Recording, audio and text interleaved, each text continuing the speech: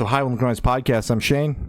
I'm Glory. And we're here with Alex Garcia from Mayday Parade. There's some questions to say about the upcoming album, Sweet. So congrats on that, by the way. How do you feel about the response to the announcement so far? Yeah, so far it's been really cool. The response seems to be really, really good from what we've seen with our first release, by the way, and then with our second release, Towards You. Yeah, we're really happy with it. We put a lot of effort into this album, and it's kind of something like super ambitious for us. We've never done like a 3-part trilogy album before. So it's kind of, new territory, but I think what's really cool about it is that breaking it up in this way, we're kind of able to put a lot of effort and energy into this music. So I think it's being, the way the reception is kind of reflecting that. Hell yeah. Well, the album is awesome. We got to hear part one. It's so good. Especially the closer. I'm really digging that. I am curious, where this idea stemmed from, if it was the plan going in, or if it naturally kind of progressed into this 3-part thing. Can we kind of break that down a little bit? Yeah. So we kind of, the way at least I see it, we had, since COVID, I guess, we had kind of started this, maybe even before it, we started this thing where we would go into the studio and just record what we could, and kind of doing smaller chunks, I guess, of recording. And the way that music is now, you can release singles at any point. You don't need to rely on releasing a full album. And in fact, it's in some ways it's kind of beneficial to periodically release singles. Mm-hmm. So we'd kind of started to do that, and then gradually we would record 3 or 4 songs, and then the last time that we went into the studio, or second to last time, we had a batch of 8, I think, songs or so, 7 or 8, and we were like, trying to figure out how could we release this, and we were kind of split, should we just record some and then record more later and then combine it, or do we want to release as we go, kind of like how we had been doing with recording singles and releasing them as we go. So this was kind of a happy medium between those two kind of things. Gotcha. where we could record chunks and then release as we go. Hell yeah. It's definitely quite the endeavor to take on, though, as now a fully independent band, no label backing at all, but I respect it. I'm digging the rollout, especially I've noticed Ben Lieber and Chris Kunachuk have been doing your visuals, and I love that duo. So it's been great. Yeah, Benjamin's great. Super helpful with him on, I think it's funny seeing the limits of what we can do. I think, all 5 of us are really creative people and able to kind of, I don't know,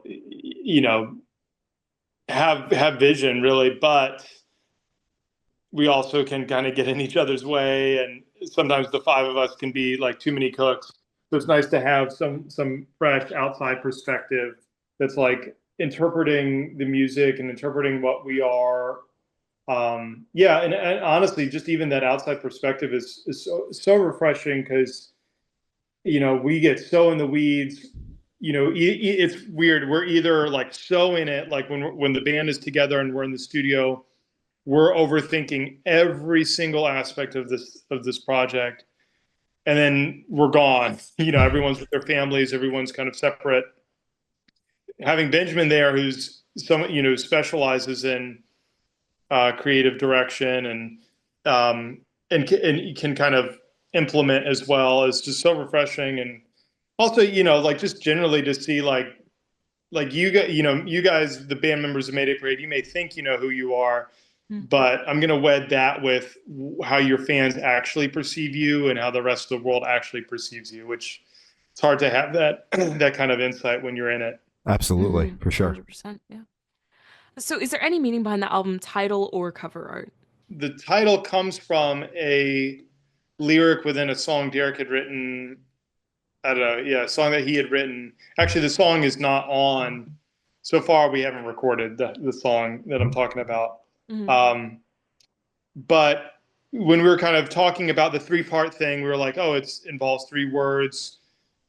It all kind of just started to blend together. And then while we were in the studio, we kind of came up with like a color scheme and kind of how we wanted this thing to look. And then we kind of just threw all that at Benjamin, and we're like, and then 5 other ideas, I'm sure. And we're just like, make what you will of this. Mm-hmm. And yeah, I think the flowers and everything was kind of more of like a combination, him kind of finding, I think, going back to that thing of like him interpreting what we want and how we perceive ourselves. Because a lot of that, I think Derek had an idea of when we came up with a 3-part thing, Derek kind of came up with an idea of how we wanted, or like a pitch, like, hey, this is the album artwork that I envisioned with this concept. And then Benjamin kind of took that and was like, actually, what if you did this? What if you simplified this? Maybe add this, and this is how I can execute it and actually do it in a cool way. And so it was kind of a good, what's the word? Like, not compromise, collaboration. Mm-hmm. Yeah. I got you. So am I picking up that like you guys are kind of recording and releasing as you go, since you mentioned there's parts of this that aren't recorded yet? Yeah, so we have not just at the start of this year, I guess January, we finished the 2nd part. Mm-hmm. And we'll be going into the studio in the summer to finish the 3rd part. Gotcha. Makes sense. So can you tell us a little bit about your writing process for the album? Yeah, so everyone kind of writes separately. This is something that the band has kind of done for, I don't know, the past decade or so. Mm-hmm. We've started to really lean into the thing. I mean, we all live in separate locations. So pretty much everyone will just kind of write songs on their own. And then we'll throw them into a mix before we go into the studio and kind of just pick whichever ones everyone's feeling and whatever kind of fits our mood. And it's interesting. So I mean, we've been doing that for a while. Like we did that for Black Line, say, and it was interesting then. I think everyone was kind of in the same headspace. So the songs everyone was writing sounded somewhat similar, and then we kind of picked kind of songs that had the same vibe, and from that point on, it's really been that way. It was like that with Sunnyland, What It Means to Fall Apart, and then certainly with this, I think there's it's a mix between, well, what songs do we genuinely like and think will be good for us, and then what also can we do well, what also kind of sounds like Mayday Parade. Mm-hmm. Yeah. So it allows you guys to bring 5 different perspectives to the table with every album. Totally, yeah, that's a good way to put it. I mean, Derek certainly has. Generally, we kind of rely on him. He writes a bulk of the material, but I think that he kind of has crafted and kind of made what Mayday Parade is in a lot of ways musically. Jake adds a lot. And then Brooks, Cabby, and I we throw in songs too. And I think that it's nice when the three of us will throw in those other songs that are kind of like a little bit left to center for the band, and I think adds kind of character. Absolutely. Mm-hmm. Hell yeah. So, what song off the album took the longest to write, and then which one is your personal favorite? That's a good question. I can't really speak to any of the songs that I didn't write. I wrote "Who's Laughing Now," and that one. So I know how long that one took, and which, yeah, I mean, I think it's fair to say from hearing everyone else's experiences, it's kind of a crazy process because you'll write a song, and you go through this period where you're like, you love it. Mm-hmm. And then you hate it, and then you think it's the worst thing ever, and then you kind of love it again, and then you that's all in internal, that's all on your own side where you're like writing and finishing this thing, and then you wait until the band goes in to record, and then you submit it, and then that whole process starts again where you're like trying to advocate for your song and your position and your what you were thinking whenever you wrote it. And trying to sell it, trying to pitch it. Yeah. And then if it gets picked, then you start tinkering with all the same things that you tinkered with on your own when you were writing it. Yep. And same thing again, where you love it, then you get sick of it, and then you start to hate it. Mm-hmm. And then eventually you find it again. That's, it's pretty cool. But it changes, substantially. So with that song, I would say it took maybe 2 years or 3 years. Damn. I don't know, the whole process from first coming up with a chord melody, a lyric, or a chord progression and a lyric, and then crafting the song probably took, I write slowly, so it took a while for that. And then it, sat on it for a while, and then finally we recorded it. The band, we've had a history of where songs are written in the studio and then we record it. Seldom does it happen, but yeah, it usually takes a while. It's funny. I mean, there's other songs that have been passed up for an album and then make it onto a later album. Mm-hmm. So yeah, I mean, I can't. I think even Oh Well, maybe Derek had written that for our second album, but then we didn't actually record it until the third album. That's wild. God damn. So to speak to that, since you obviously can't speak for the songs you didn't actively write, was there something while in the studio that you guys particularly had a harder time cracking versus the rest of the songs for this batch? Nothing really comes to mind with that. I think the really good, what works is when things happen naturally, Mm-hmm. and you're kind of you don't really have to think about it too much. And you're like, oh yeah, this is how, by the way, I'm fairly certain that was just kind of this is how it normally is just going to feel. Yeah.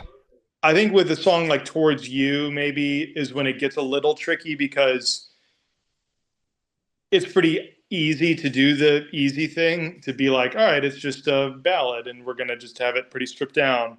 Mm-hmm. And then, someone's like, well, what if we try to make it something, try to jazz it up a little bit, try to make it something a little bit more, or add some other elements into it. And then you can kind of go down a rabbit hole of endless possibilities. And then you're kind of that's what I was getting at with when you're writing a song and then when you send it into the band.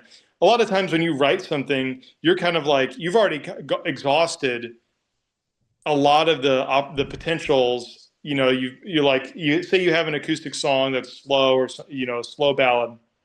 You're like, oh well, I'm going to try it upbeat. I'm going to record a version that's full band with drums, heavy guitars, everything. And you're like, no, that sucks. What if I tried it in different key, different all this? No, that sucks. And then you finally find it, and then you bring it to the band, and then the band has to figure that out. Yep. Itself, and all right, let us mess with it. And it's like, well, I already tried that. Already did that, yeah, but whatever. Yeah. So yeah, we can go. Yeah, that can be a kind of a pain, but yeah, that something like Towards You, I think may have been like that. But generally, from what I remember, this one was pretty. I mean, the other thing too is that we've in the past, with Monsters in the Closet, with Black Lines, with Sunnyland, even a lot of times we would book a lot of time in the studio. Mm-hmm. And what we realized was that it didn't matter how much time we had, we would use all of it. Mm-hmm. And it always felt like we were rushed. If we had 4 weeks, 5 weeks to record 12 songs versus 3 weeks, it didn't really matter. We recorded A Lesson in Romantics, I don't know, I want to say 2 or 3 weeks or something. Damn. And we spent twice as much time on Anywhere But Here and Self-Titled, and certainly with Monsters, than that. And it's well, we recorded the same amount of songs, and the quality, I don't think, was, better really. So what we're trying to do now is just record more. We have a ton of ideas. Let's just try to do it quickly. Record, don't overthink it. Let's not get in our own way and, mess around with things that don't need to be messed around with. And just kind of, the demos are there. We all write complete songs. So they're there, Mm-hmm. For sure. And for those couple of songs that you personally sat on for 2 to 3 years, how do you combat demo-itis when you're making the transition of your baby, your demo, to turning it into a fully fledged group project? Yeah, that's the you $1 million don't. question. Yeah, you don't. I mean, you really do. It's really. I've been on both sides of it, and I mean, when it's not your baby, you're like yeah, I don't really care. Like, it sounds great. Like, this new Yeah. version sounds just as good as the demo. Mhm. Like, I don't hear what you're talking about. When it's your baby, you're like, no, man, the magic's gone. That's not And it. yeah, Mhm. it's not it. Like, something's missing, and it's so frustrating. I think, at the end of the day, I assume the other guys tell themselves this. I certainly do. And I think it's something that we try to realize is that we're a collection of five people, and what the input is not going to be a true reflection of the output, or rather, it goes through Kenneth, one of the producers that we work with. He always talks about the Mayday filter, like everything goes through the Mayday Parade filter, where Jake's playing on drums, I'm playing guitar. Everyone's kind of doing their thing, and it's naturally going to affect the way something sounds. And you know, at the end of the day, like, love it, hate it, it's just the way that it is, and it has been, and it's what the band is. And I feel like, at least for Derek and Jake, and I think Brooks too, they have if they don't like it, they can release it as a solo project, Yeah. but True. I think everyone is kind of like, no, this is cool. We really enjoy what we all do and respect each other too. So, yeah. Absolutely. Absolutely. And this far into the band, and because you guys have been working together for so long, do you guys still take like criticism or any takes against your songs personal? Are there still like any bickering moments, or is it all just kind of like, man, fuck, it's for the good of the band? Oh yeah. I mean, we bicker endlessly. I mean, All right. I mean, it's like a relation. It's the longest relationship I've ever been in, Yeah.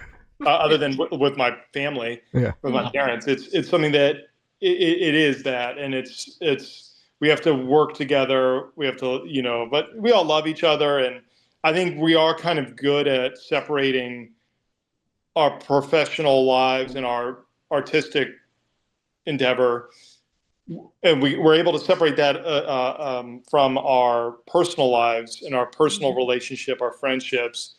It's really tough. I think we're better now with it than we were when we were younger.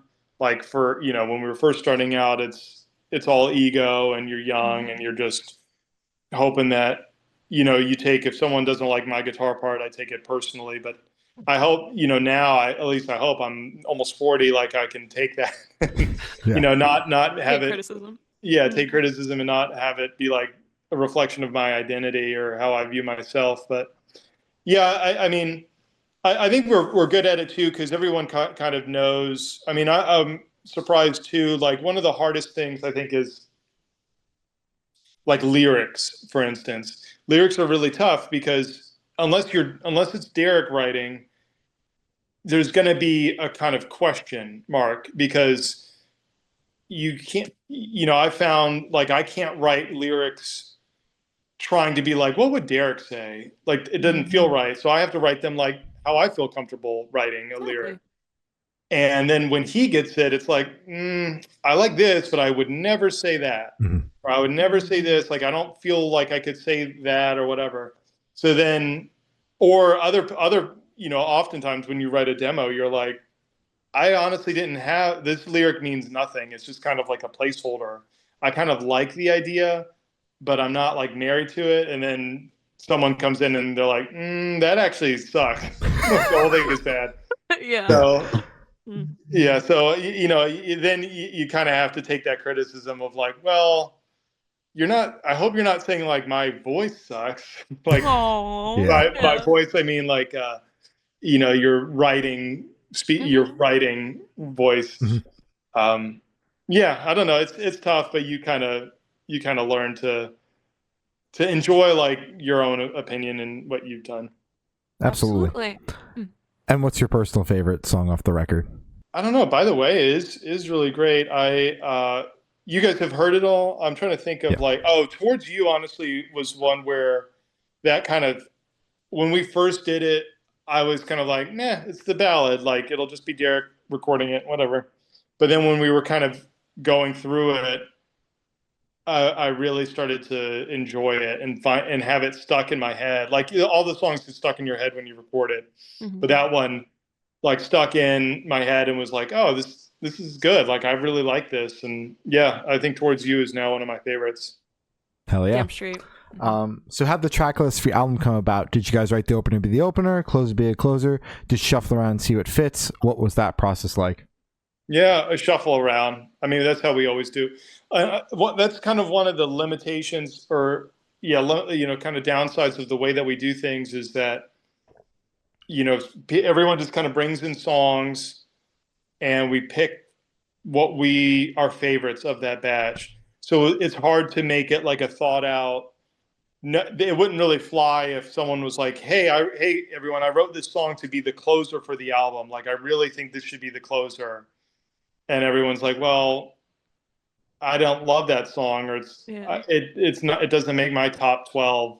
So, it's usually you pick whatever songs and then you kind of shuffle it to kind of find a way that feels right. I think with Who We Are, though, if I'm remembering right, we split that song up into two things with like an intro that's a standalone track.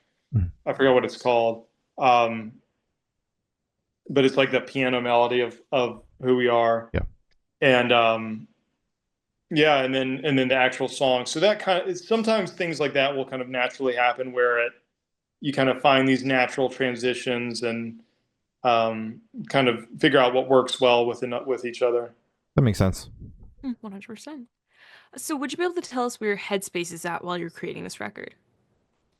Yeah, with this, I don't know, it's fun because I think one of the other strengths of us splitting the way that we're doing this, splitting the recording up, is that it allows us all to kind of pick the best of whatever we're able to write. So like, right now, really everyone should be writing for that third recording session. So yeah, at the end of it, I feel like you kind of get like, you're not just picking from a limited batch of songs, you're picking from a person's output over the span of 3 years or 2 years or so. Which is really exciting. And I think like us taking less time in the studio and going more frequently is kind of exciting to kind of, you don't get too drained on it. When you're recording for a month, at the end of it, you're just like so exhausted and just tired of music. The downside, I think, though, is that we have a lot of touring coming up this year. So finding time to record and to write right in the middle of it is kind of like a little bit daunting. And it is kind of like, damn, I wish we had just recorded everything, months ago. Yep. And then been able to relax now. But I think ultimately we'll be coming up with something cool. I mean, it's different because to me, I don't know. I feel like it's going to be fine. Like everything will work and the finished product will be really cool. But I know Derek, at least I get the general feeling that it's a feeling of like when we did Black Lines or when we did Self-Titled or Monsters in the Closet, we kind of wrote together. We were like, or not wrote together necessarily, but like worked on the songs together. We recorded in one sitting, and there's a vibe that was at least felt internally as a band, and then I think kind of manifested into the music. With this, I feel like there's some hesitancy of like, well, will it feel disjointed? Will it feel like not a cohesive thing? But I don't really think so. I think it'll be a really cool project. So yeah, kind of TBD, I guess. That makes sense. I mean, at the end of the day, it's like as long as everyone can kind of get in the head, because obviously it's two totally different headspaces, touring and working on music. But if everyone can kind of get in the same headspace, at the end of the day, it's you guys have been doing it for 20 plus years, so it like you should just you lock in and. Well, I mean, to that effect, yeah, that's one thing that I think is going to be really interesting is that oh man, what was it? I can't remember what album it was, but we were, yeah, just right. It was right after we did the 10-year for A Lesson in Romantics. Mhm. We had just toured off of that, and then we went into like record, and it was definitely a thing of like, well, we just were playing all these songs, and so it was kind of fresh in our minds. And I feel like that kind of influenced the writing and influenced the way that we kind of approach the music. And the touring that we're doing now is what's coming up is like a 20-year anniversary for the band. So we're kind of going over the whole catalog. And it's funny, like I was just practicing some of the music and, going back to like Black Lines or going back to Anywhere But Here or even our first EP. And it's like, you're immediately brought back to the moment that you wrote these parts or wrote these songs or first worked on them. And so taking all of that and then going into the studio is one thing. And then the other aspect is our technical proficiency and also our ability to communicate. I think will be when we're together, we're communicate all nonstop. It's just nothing but Mayday Parade stuff. And so it's for better or worse, so we can kind of, we can kind of streamline ideas and get kind of like a group thing going. And, but yeah, and then also be better musicians, better at our craft when we go into the studio after touring. Absolutely. Hell yeah. So how do you recommend your fans to listen to this album for the first time? Should they do it in the car with friends and start with headphones on? Is it a workout album, party album? What do you personally recommend? That's a great question. Thank you. I love it because I don't know. That's so good because you're right. Like you listen to music in such different ways.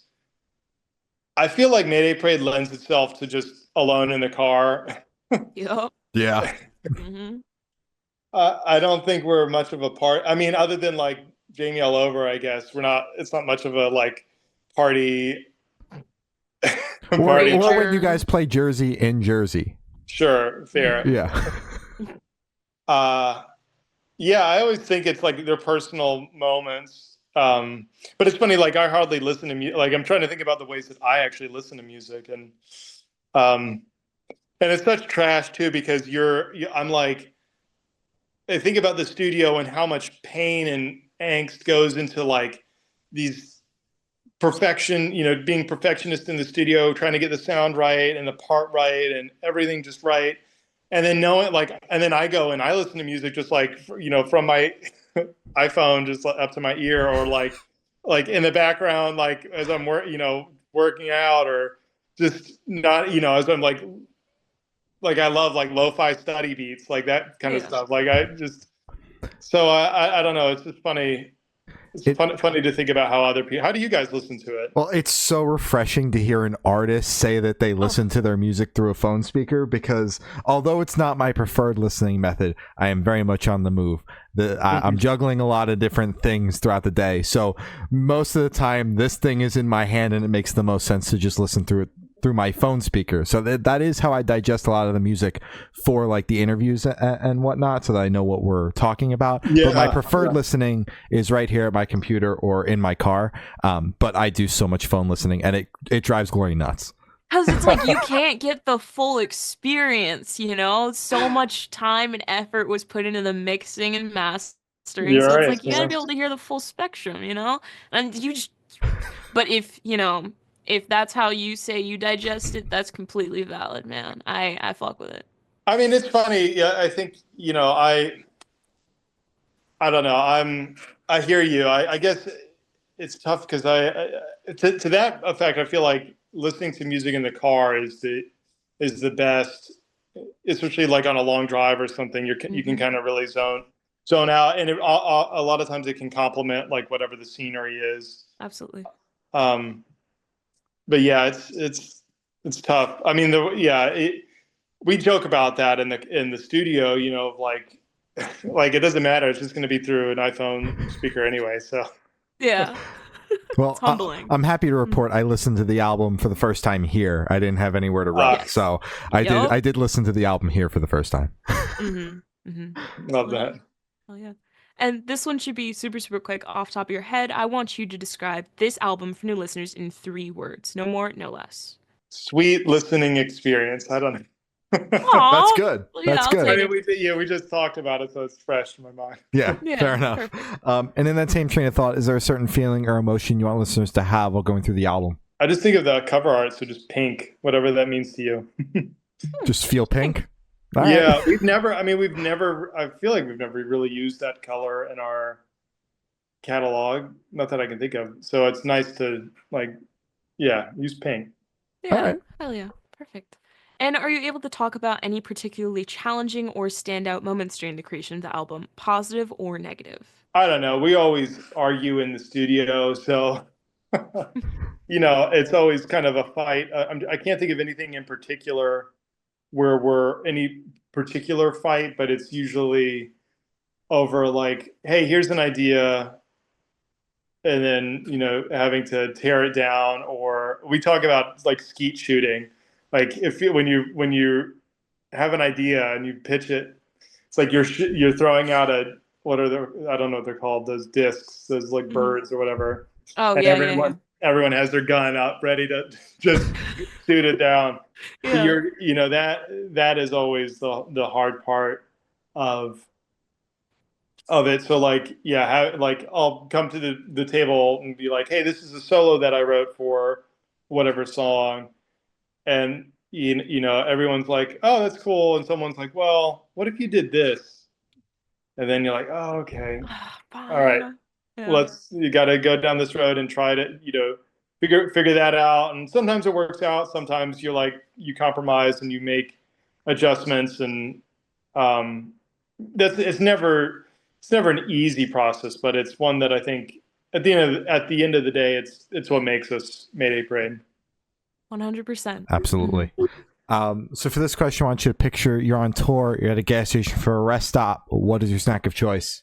Right now, I'm into the like the cheddar ruffles. What are those? Like cheddar onion or something? I don't know. Yeah. Okay. They make your fingers like so gross, but they're so tasty. good. It's worth it. Yeah. It's worth it. Hell yeah.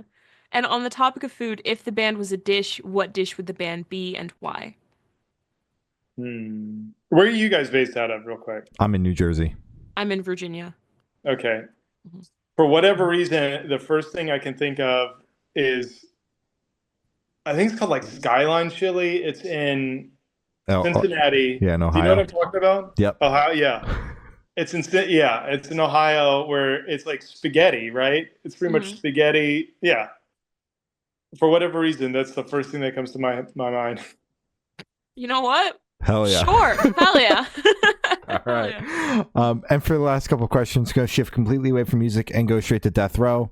Boom. So if you're on death row, what would your last meal be with a drink? So there's a restaurant in Nashville called Beehive. It's a vegan restaurant. They make these vegan wings, like chicken fingers, essentially. Those fries, and I don't know. I don't drink, but I was thinking about a scotch or something like that, but I don't know. Maybe, I don't know. I'd probably just get like a Zevia or something. All right. Hell yeah. Wonderful. I'm a man of, or like, no, actually, fuck that. Chocolate shake. Hell yeah. Style. Damn right. Damn right. And if you could live in one fictional world for a week, where would you live? Oh, it's not really fictional, I guess, but it's a fiction sort of world.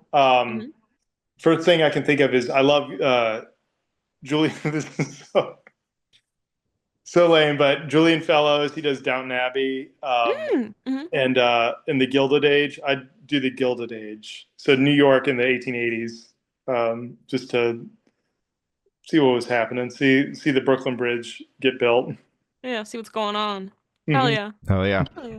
And I've done a last question. Every single person that we've spoken to have said that it is the most important question. What is your favorite color? Black, easy, goes with everything. So if I told you like I was one of those annoying people that said like that's a shade, not a color, like what would your like backup option be? If you if you were to say that. Like hypothetically, Yeah. you know? She's not actually Yeah. saying it. No, no, no. Ooh. Is it ochre? What is OCRE? Is that's a color, isn't it? Yeah, yeah. I'm pretty sure. Isn't that like a? It's either like a green or a blue. Or cerulean blue. I don't know. Oh, I like the cerulean blue is pretty. Oh, it's a brown. cerulean blue. Let's go with that. All Yeah, right. cerulean. Oh yeah. Oh yeah. So as I said, that's all the questions of today. Is there anything that you would like to plug? Oh, our tour or headlining tour is this spring. Yeah, spring. And we're working really hard for it. It's going to be amazing. It's our biggest tour that we've ever done. So we're trying to do a lot more and put on a kind of show that we haven't put on before. Mhm. So if you come, I think you'll be pleasantly surprised. And yeah, it's very, very exciting. Like I feel like I don't get excited that much when we tour. I love touring and I love what we do, but I feel like generally this is like, oh shit, this is different. Yeah. So that's very, very cool. I'm very excited about it. That's very exciting. That's Hell yeah. wonderful. All right. Well, thank you. So now it's been Alex from Mayday Parade, and we have been the Good Noise Podcast.